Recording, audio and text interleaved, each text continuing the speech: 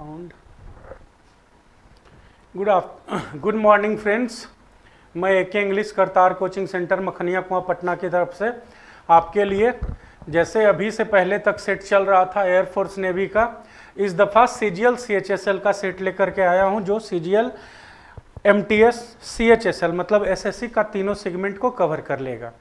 हम लोग सारे प्रीवियस ईयर क्वेश्चन को और अपने द्वारा डेवलप किए क्वेश्चन को इस लेवल से सेट में एडजस्ट करते हैं कि कोई थोड़ा मीडियोकर लेवल का भी होता है, कोई थोड़ा हायर लेवल का भी होता है, जिससे आप पूरे में सेल थ्रू कर सकते हैं, सीजीएल के लिए भी सीएचएसएल के लिए भी, है ना।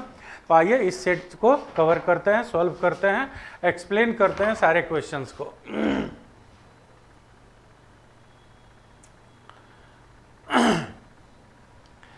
पहला क्वेश्चन कह रहा है select the sentence with the appropriate use of adverb of manner. Adverb of manner क्या होता है दोस्त, जानते हो आप? मैनर मतलब क्या होता है? तरीका। तो एडवर्ब ऑफ मैनर मैंने क्या हुआ, वैसे एडवर्ब्स, वैसे वर्ड्स जो एडवर्ब का काम करेंगे, वैसे पार्ट्स ऑफ स्पीच जो एडवर्ब का काम करेंगे और बताएंगे क्या? मैनर। मैनर मैंने तरीका। एडवर्ब को वर्ब से आप रिलेट कर दो, तो काम को करने का तरीका बताने वाला जितना भी शब्द होता है उसको कहा जाता है एडवर्ब ऑफ मैनर। जैसे वह बहुत साफ सुथरा लिखता है, ही राइट्स नीटली, वह किसी काम को पूरी तरह से करता है, ही डज एवरीथिंग और एनीथिंग कॉम्प्लीटली, हम लोग पूरी तरह से तैयार हैं, वी आर फुल्ली प्रिपेयर्ड। तो कोई भी काम कॉम्प्लीटली, नीटली, क्लीनली, फुल्ली, ये सब जो होता है अलग अलग तरह के एस्पेक्ट बता रहा था कामों को, तो इन कामों को बताने वाला, इन एडजेक्टिव और वर्ब को स्पेसिफाई करने वाला वर्ड जो होता है वो एडवर्ब कहलाता है। अब इनमें से चूज करना होता है। जैसे मैंने अभी दो शब्द कहा आपको कि we are fully prepared, we are fully prepared, हम लोग पूरी तरह से तैयार हैं, और ही राइट्स क्लीनली या नीटली या क्लियरली, CLEARLY, ठीक है ना। अब दोनों शब्द को देखिए, ये प्रिपेयर्ड एडजेक्टिव है, इसके लिए ये एडवर्ब अलग काम कर रहा है, और ये वर्ब है, इसके लिए एडवर्ब अलग काम कर रहा है। अलग क्या कर रहा है? तो ये वर्ब के बारे में बता रहा है कि वह किस तरह से लिखता है, तो काम किस तरह से किया जाता है उसको बताने वाला जो एडवर्ब होता है उसको हम लोग कहते हैं दोस्त एडवर्ब ऑफ मैनर, ठीक है ना। क्या कहते हैं? Adverb of manner. यहाँ पे क्या है, हम लोग कितने तैयार हैं, पूरी तरह से तैयार हैं, तो इसको कहा जाता है adverb of quantity, range, extent, degree, की किस हद तक कोई काम हो गया। तो किसी भी वर्ड के साथ, किसी भी पार्ट ऑफ स्पीच के साथ जब एडवर्ब का हम यूज करते हैं तो हर एडवर्ब अलग अलग तरह का बात बताता है। जैसे मैंने आपको दो एग्जांपल से बताया कि ये फुल्ली जो लिखा हुआ है, फुल्ली माने पूर्ण रूपेण, पूरी तरह से, वो एक एडवर्ब है। वो क्या बता रहा है कि हम लोग कितने तैयार हैं, तो तैयारी का एक्सटेंट, तैयारी का हद, तैयारी का रेंज, कितने तैयार हैं उसका डिग्री बता रहा है, तो ये हो गया एडवर्ब ऑफ डिग्री। और ये बता रहा है वर्ब के काम करने का तरीका, मतलब वर्ब किस तरह से किया जा रहा है सब्जेक्ट के द्वारा, उसका तरीका, तो ये हो जाता है एडवर्ब ऑफ मैनर। तो वही सवाल पूछ रहा है कि जो नीचे स्टेटमेंट लिखा हुआ है इसमें एडवर्ब ऑफ मैनर का एप्रोप्रिएट यूज, सही यूज कहाँ पे किया गया है। अब मैं आपको ऑप्शंस बताता हूँ। He has just done his work, just मतलब क्या होता है? अभी अभी होता है ना, तुरंत, यहाँ पे जस्ट का वही मतलब होता है। अब ये जो है अभी अभी शब्द क्या बता रहा है? ये समय को बता रहा है दोस्त, है ना, समय को बताने वाला हो गया, तो ये क्या हो गया? एडवर्ब ऑफ टाइम, ये एडवर्ब ऑफ मैनर है ही नहीं, तो पहला ऑप्शन नहीं होगा। दूसरा, he does his work carefully, देखो क्या लिखा हुआ है, वह अपना काम ध्यान पूर्वक करता है। कैसे करता है? काम करने का तरीका बताया जा रहा है ना, काम, वह अपना काम को कैसे करता है? केयरफुली, ध्यान पूर्वक। काम करने का जो तरीका बताता है वो क्या होता है दोस्त? Adverb of manner,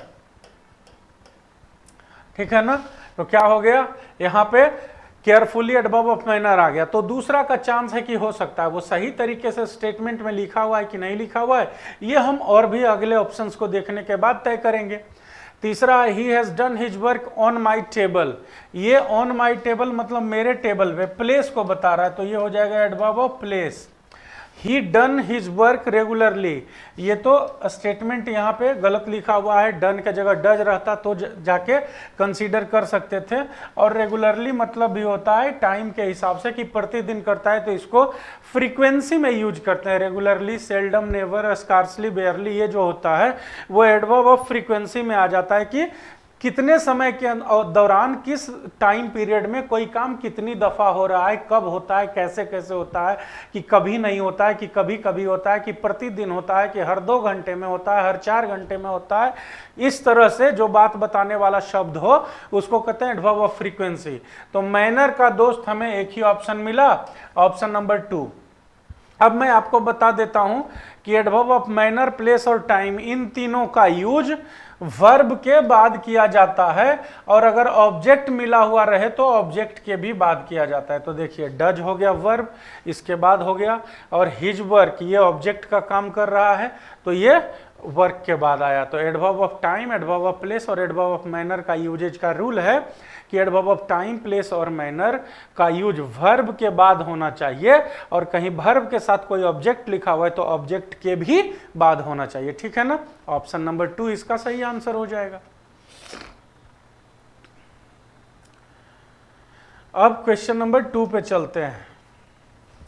he was looking in to his book for the last 2 hours but couldn't find it. देखो, टू लुक इनटू मतलब होता है किसी भी चीज को ध्यान से देखना, किसी भी चीज को इस तरीके से पढ़ना, इस तरीके से देखना ताकि आप कुछ गहरी चीजें, गहरी बातें, गहरा मीनिंग वाला शब्द या कुछ खोया हुआ चीज आप ढूंढ रहे हो, है ना। टू लुक इनटू मतलब आप एक तरह से कह सकते हो, डायरेक्टली हो जाएगा ढूंढना, ठीक है ना। अब यहां पे कह रहा है कि बुक में तो नहीं ढूंढोगे, स्टेटमेंट कर रहा है कि 2 घंटों से ढूंढ रही थी बट मिला नहीं उसको, तो बुक ही ढूंढ रही थी, बुक में क्या ढूंढेगी, तो क्या हो जाएगा ही वॉज लुकिंग, यहाँ पे इनटू नहीं यूज होके फॉर होता है। टू लुक फॉर मतलब किसी चीज को ढूंढना, और टू लुक इनटू मतलब किसी भी चीज को, कुछ लिखी हुई बातों को, कुछ चीजों को इस तरह से देखना, इस तरह से उसका अध्ययन करना, इस तरह से बढ़िया से सूक्ष्मता से उसको जांच पड़ताल करना ताकि उसमें जो गहरी बातें छुपी हुई है वो आप पहचान लो। तो उसके लिए होता है लुक इनटू, और चीजों को, लोगों को, वस्तुओं को खोजने के लिए लिखते हैं लुक फॉर। किधर लिखा हुआ है दोस्त, looking for his book, option number 3। Question number 3 क्या कह रहा है, देखिए ये कह रहा है she said I am in no mood to work now. कर रहा है select the correct indirect form of the given statement. ये डायरेक्ट फॉर्म में लिखा हुआ है ना, मैं इनडायरेक्ट बना देता हूं, आप खुद ही ऑप्शन चूज कर लेना। क्या लिख कर देंगे इनडायरेक्ट में, she said that she was in no mood to work then. अब देख लो आप, she said that she was in no mood to work then, she said that she was in no mood to work then, she said that she was in no mood to work then। Option number 4 सही answer हो जाएगा।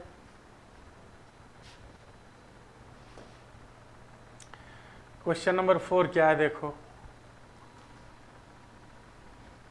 Question number 4 करता है select the most appropriate word segment for the underlined word in the given sentence। कह रहा है reduce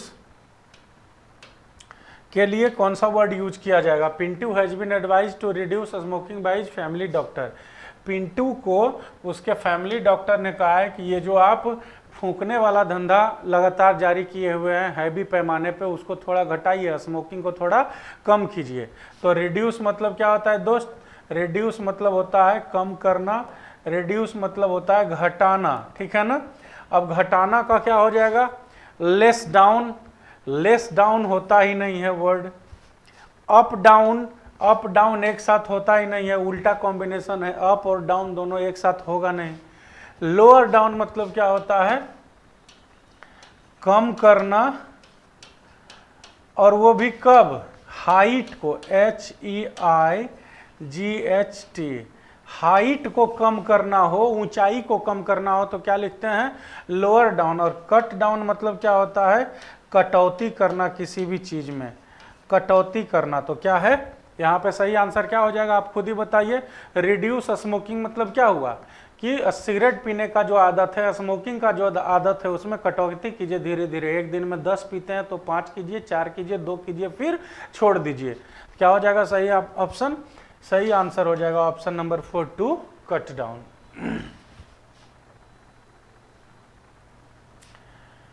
question number 5 देखो क्या कह रहा है, कह रहा है after finishing high school I plan to pursuing law. Correct करने के लिए बोल रहा है कि अंडरलाइन जो है वो करेक्ट होने लायक है क्या, अगर है तो ऑप्शन में से कौन सा यहाँ पे सेट होगा, सब्स्टिट्यूट करने के लिए है। After finishing high school I plan to, तो टू के साथ यहाँ पे क्या आएगा मेरे दोस्त, V1। तो आई प्लान टू परस्यू मतलब हाई स्कूल के बाद 10th पास करने के बाद मैं सोच रहा हूँ कि मैं लॉ करूँगा। टू परस्यू मतलब कोई नया कोर्स करना, कोई नया सब्जेक्ट लेके करियर को आगे बढ़ाना, that is to PURSUE pursue. ठीक है ना, ऑप्शन नंबर 3 इसका सही आंसर हो जाएगा। फिर क्वेश्चन नंबर 6 क्या कह रहा है देखो, the angles are equal consequently the sides are. एक स्टेटमेंट लिखा हुआ है जिसमें कह रहा है कि कोण बराबर है। एंगल मतलब कोण होता है ना, त्रिभुज चतुर्भुज जो ज्योमेट्री पढ़ते हो आप, उसमें एंगल मतलब कोण होता है। तो कह रहा है कि कोण बराबर हैं, इसीलिए परिणाम स्वरूप, कंसिक्वेंटली का मतलब क्या होता है, परिणाम स्वरूप। परिणाम स्वरूप का मतलब क्या हुआ, फलतः।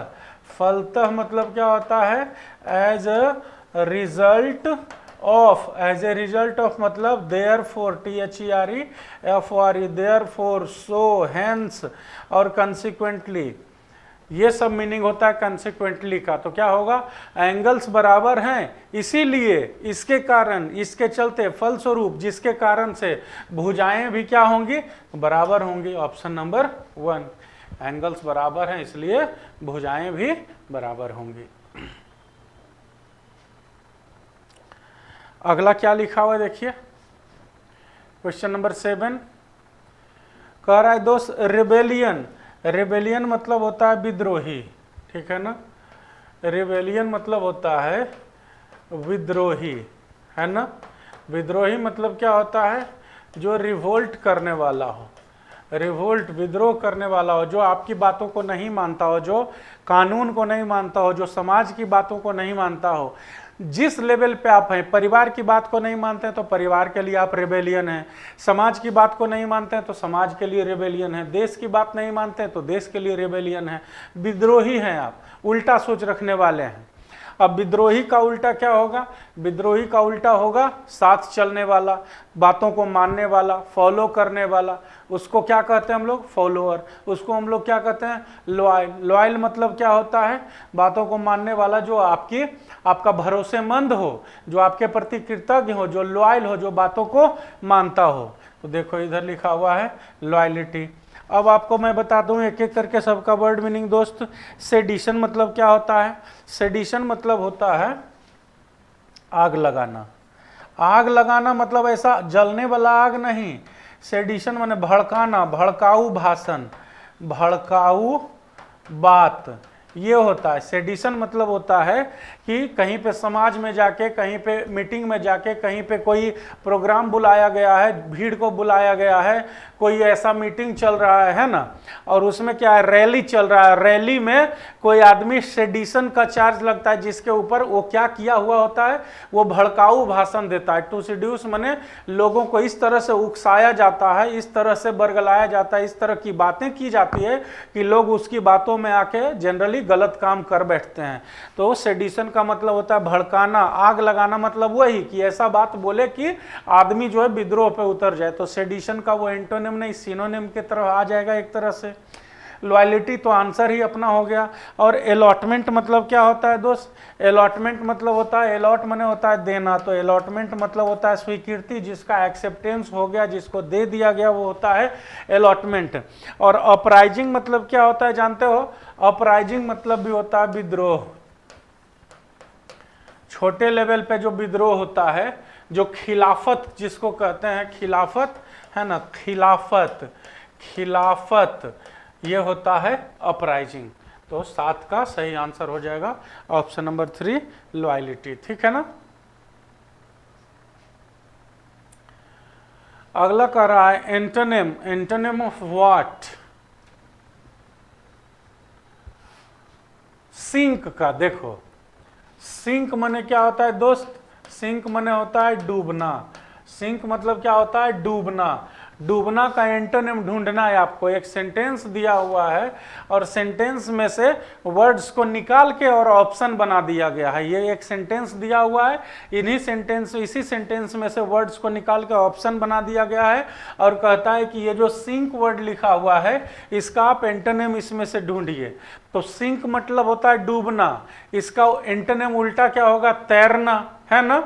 तो इसका उल्टा हो जाएगा तैरना। क्रिएट मतलब क्या होता है? पैदा करना, है ना, पैदा करना। तो ये उसका उल्टा नहीं होगा, ये ऑप्शन नहीं होगा। अस्ट्रोल मतलब क्या होता है दोस्त? अस्ट्रोलिंग समझते हो ना? अस्ट्रोल वर्ड STROL, अस्ट्रोल माने क्या होता है? इधर उधर जो ऐसे ही भटकते रहता है, जो कभी मार्केट के लिए आप जा रहे हो तो कभी इधर घूम रहे हो, कभी उधर घूम रहे हो, कभी इस गली कभी उस गली, कभी उस दुकान कभी उस दुकान, विंडो शॉपिंग जिसको कहते हैं।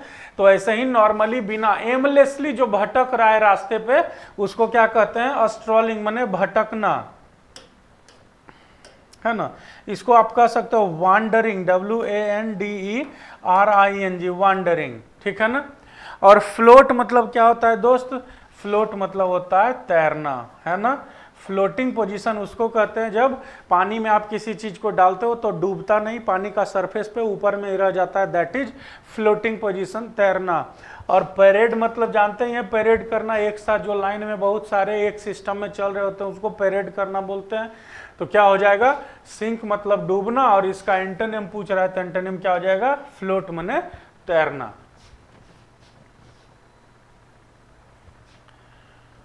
नाइन्थ नंबर क्वेश्चन देखो क्या है।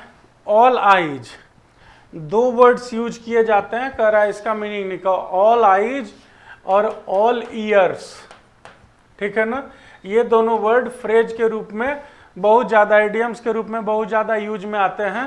तो ऑल आइज या ऑल एयर्स दोनों सिस्टम को जो वर्ब यूज किया जाता है नाउन के चलते उसका काम किया जाता है, उससे वो मीनिंग एब्स्ट्रैक्ट कर रहा होता है। तो ऑल आइज मतलब क्या होता है? पूरी तरह से ध्यान पूर्वक देखना, है ना। और ऑल ईयर्स लिख देगा तो यही बात हो जाएगा, खाली हो जाएगा सुनना। जैसे कहोगे I am all years, speak everything in detail, मतलब मैं पूरे ध्यान से दोनों कान तुम्हारी तरफ लगा के बोल रहा हूं, अब सारी चीज को डिटेल में बोलो। ऑल आइज मतलब जो भी है चलाओ दिखाओ, मैं पूरी गौर से मैं तुमको देख रहा हूं, अब आप जो दिखाना है दिखाओ। ऑल आइज और ऑल ईयर्स मतलब होता है पूरा ध्यान से देखना आइज वाले में और पूरे ध्यान से हर चीज को सुनना ईयर्स वाले में। तो क्या हो जाएगा? Watching eagerly.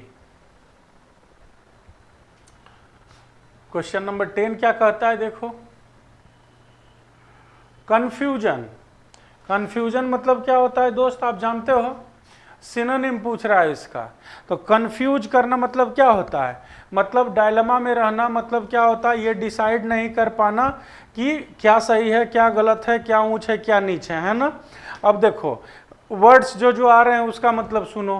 पेर्यूजल, पेर्यूजल मतलब क्या होता है जानते हो? बहुत फेमस वर्ड है, बहुत जगह यूज किया जाता है। पेर्यूजल मतलब क्या होता है? जांच पड़ताल। जांच पड़ताल मतलब किसी भी चीज के बारे में गहरे तरीके से, इसको कह सकते हो इंस्पेक्शन। इंस्पेक्शन, पेर्यूजल माने इंस्पेक्शन आप कह सकते हो। और इंट्रिपिड मतलब क्या होता है जानते हो? इंट्रिपिड मतलब होता है निडर। तो इंट्रिपिडिटी मतलब क्या हो गया? निडरता, ठीक है ना। इंट्रिपिड माने निडर, तो इंट्रिपिडिटी मतलब हो जाएगा निडरता। अब स्टैग्नेशन, स्टैग्नेंट माने क्या होता है? स्टैग्नेंट माने होता है स्थूल, अस्थिर, जो हिल नहीं सकता, एकदम एक ही जगह पूरा मोटा हो गया, भारी शरीर हो गया, बैठा हुआ है, बासी हो गया। बासी मतलब जो कहीं यूज में नहीं गया हो, दैट इज स्टैग्नेंट, स्थूल, है ना। और कोमोशन, कोमोशन मतलब क्या होता है दोस्त? कोमोशन मतलब क्या होता है? हल्ला गुल्ला जिससे कुछ पता नहीं चले, हल्ला गुल्ला जिससे कुछ पता नहीं चले। तो अब बताओ खुद ही कि कंफ्यूजन का सिनोनिम क्या हो जाएगा, जांच पड़ताल की, निडरता की, स्टैग्नेशन नहीं, क्या होगा कंफ्यूजन। कोमोशन माने कंफ्यूजन, हल्ला गुल्ला मतलब ऐसा सिचुएशन जिसमें कुछ पता ही नहीं चल रहा हो कि क्या हो रहा है क्या नहीं हो रहा है, तो हो जाएगा कंफ्यूजन का कोमोशन। ठीक है ना। तो अभी के लिए ये 10 क्वेश्चंस हैं, फिर अगले सेट में फिर 10 सवाल के साथ आऊँगा। तब तक के लिए ऑल द बेस्ट, आप खूब पढ़ें। Thank you.